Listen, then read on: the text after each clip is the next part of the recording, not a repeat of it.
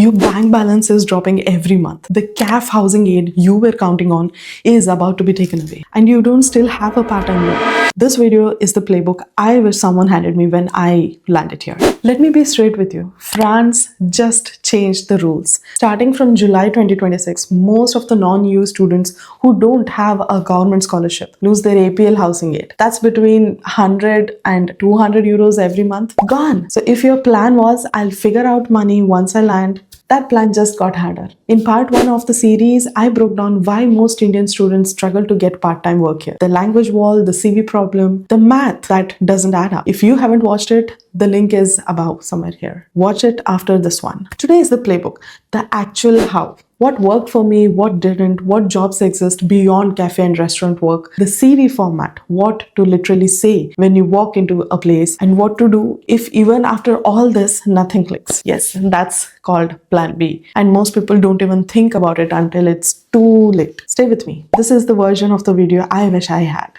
Quick context. Before this changes the urgency of everything we're about to discuss, the 2026 French Finance Act, officially passed earlier this year, removes APL housing aid for non-EU international students, especially for those who are not on a government scholarship. And the cutoff date is July 1, 2026. After that date, new applicants from outside the EU without a French government scholarship will not get APL. What this means for you: if you were budgeting based on getting 100 to 200 euros a month from CAF to cover part of your rent, and if you're arriving after July 2026, that money is not coming.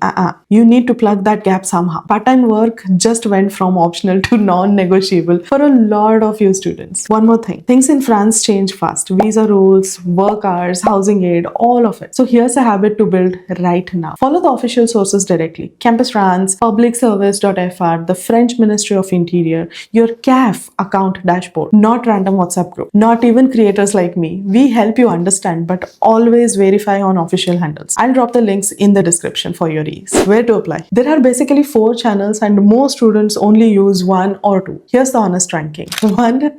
Walk-in. Yes, in 2026, this still works better than anything else for cafe, restaurant, retail, and boulangerie or bakery jobs. Print like 100 CVs, dress decently, walk into shop between 10 a.m. to 11:30 a.m. or between 2:30 p.m. to 4 p.m. Avoid lunch and dinner rush hours. Ask to speak to the manager directly. Hand the CV. Smile. Basic French greetings. Bonjour, je cherche un travail étudiant. That's it. Many of my friends got their first job this way, not through Indeed. 2.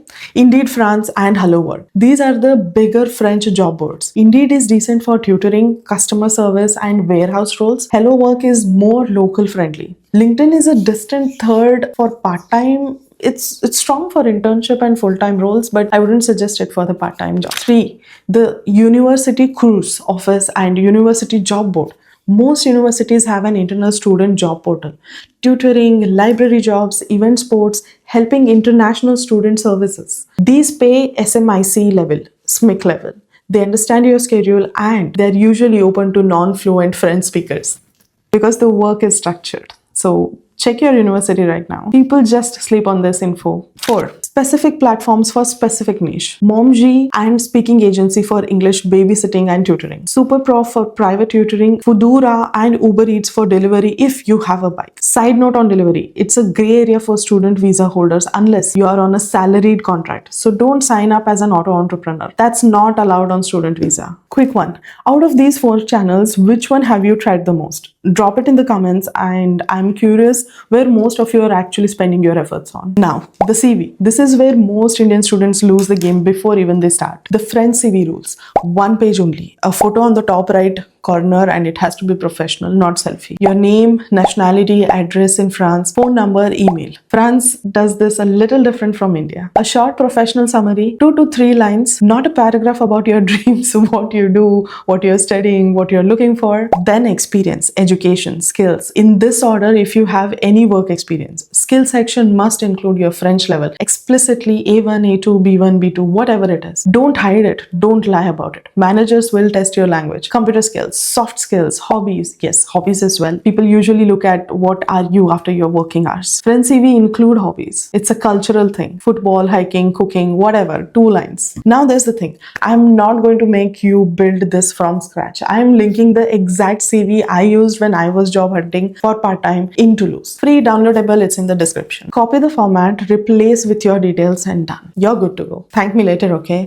Now, the walk-in script. People ask me this a lot. What do I actually say? Well, walk in calmly, make an eye contact with who's ever at the counter. Wait for quite a moment, then bonjour. Est-ce que je peux parler au responsable, s'il vous plaît? Je cherche un travail étudiant. It translates to, hello, can I speak to the manager please? I'm looking for a student job. If the manager comes, hand the CV, say voici mon CV. Je suis disponible Vongar par semaine, merci beaucoup. Here's my CV. I'm available for 20 hours a week and thank you so much. This is what you're going to say. That's the whole script. You don't need to be fluent in French to do this. You need 30 seconds of confident, polite French. Practice it 10 times before you walk in, okay? And the manager will appreciate the effort even if your French is weak. One thing I learned the hard way. Do not apologize for your French. Do not say, sorry, my French is not good. That sets the tone. Just speak the way you can. Smile and let your CV do the rest. Now, the question that I get every week.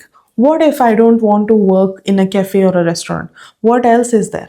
A lot actually. Most students just don't know where to look. Here's the list, ranked by how realistically it is for someone with limited French. 1. English tutoring. Highest paying option for most students. Momji, Speak Agency, Superprof, even private listing, or you can also look up on your Facebook groups communities. It pays like 15 to 25 euros per hour for kids. You have to teach English and it can also go higher for exam prep. French not required for the actual lessons, but you need basic French to coordinate with the parents. 2. Babysitting in expat or French families. Some platforms, same platforms, if the family wants their kids to speak English, you are an asset, not a liability. 3.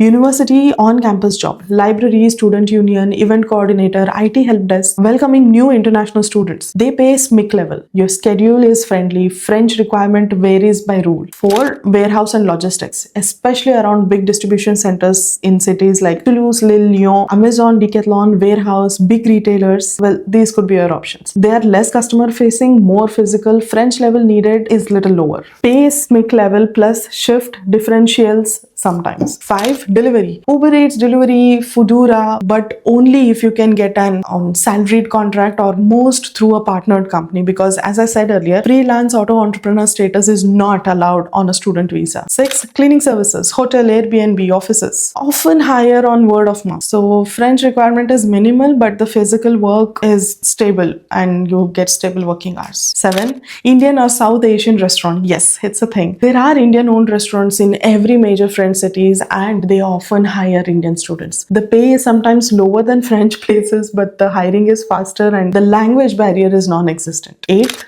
Content creation, freelance design, translation, voiceover work. If you have skills from your previous career, you can monetize them as a side income. We'll talk more about this in the Plan B section. Initially, when we came to France, we were very vigilant and we started applying every possible way. And these are the lists that I mentioned you earlier was what I followed. And when we applied to in-campus jobs, I and Rahul both got into library campus jobs. So that's how I got my first job. Very soon, in fact. But it doesn't pay much because I work hardly 3 to 4 days a month. But it's still something. It pays half of your rent, which is fine. What I'd do differently if I were to start again? Well, I would do my language, of course, at least A2 level. If you have B1, it's the best. It also comes with timing because you need certain time and exposure to French, listening and everything in order to get better at it. But at least I would try. Initially when I came, I hadn't tried even a bit. So I would redo that. Now the timing matters more than people think. Here's when French part-time hiring spikes. September to October. Massive hiring window. The academic year starts. Students leave their old job. Restaurants and shops are restaffing for the autumn season. If you have just landed, this is your prime window. Don't waste it on settling in, applying in your first 2 weeks. Don't do that. And November to December, holiday hiring, Christmas markets, retail, gift shop, holiday delivery surges. Short time contract, but real money. Next is February to March, second wave. People who got hired in September quit by February. So replacements are needed. Apply hard in this windows if you missed the September intake. June to August, summer tourism. Coastal cities, Paris, tourist zones are hiring heavily. Even if your French is weak, English is an asset in tourism. Worst time to apply is mid-January and mid of April. Hiring is really slow. So don't burn yourself out applying then. Use the time to improve your French and update your CV instead. And now, the part nobody talks about. What if you do everything in this video and 3 months in, you still don't have a job? Well, first thing, you're not alone. It happens. The system is really hard. The language is real. And timing sometimes doesn't go your way. But waiting passively is the worst thing one can do. So here's the plan B. Build your own income. If you have professional experience from before coming to France, try to monetize it. 8 years in marketing, 7 years in supply chain, 3 years in software, whatever your background is. Offer freelance consulting on platforms like Malt, Fiverr, Upwork. Indian companies, Middle East companies, US-based clients all pay in dollars and euros. Your experience is currency here. If you have creative skills, content creation.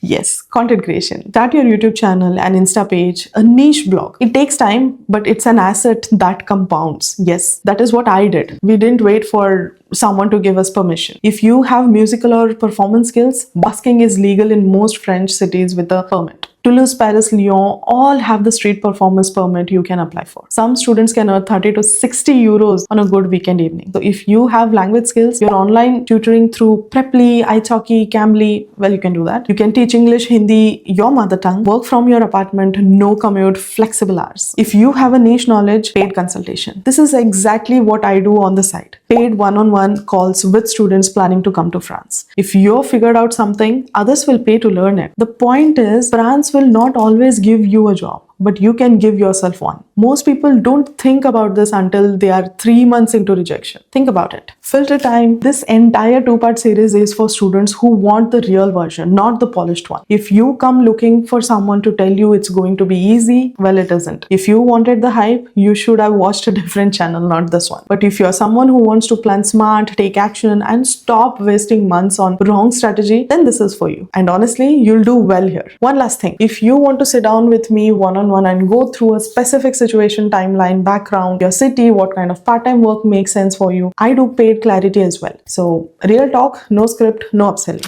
Link is in the description. The CV template I mentioned earlier is also in the description. Free, downloadable, the same one I used to land my first job. So go ahead and click that link. If this helped, hit subscribe. That's how I know to make more of these kind of videos. If you watched both part 1 and part 2, you're now ahead of probably 90% of Indian students arriving in France next intake. So use it. More chance. See you in the next one. Until then, bye.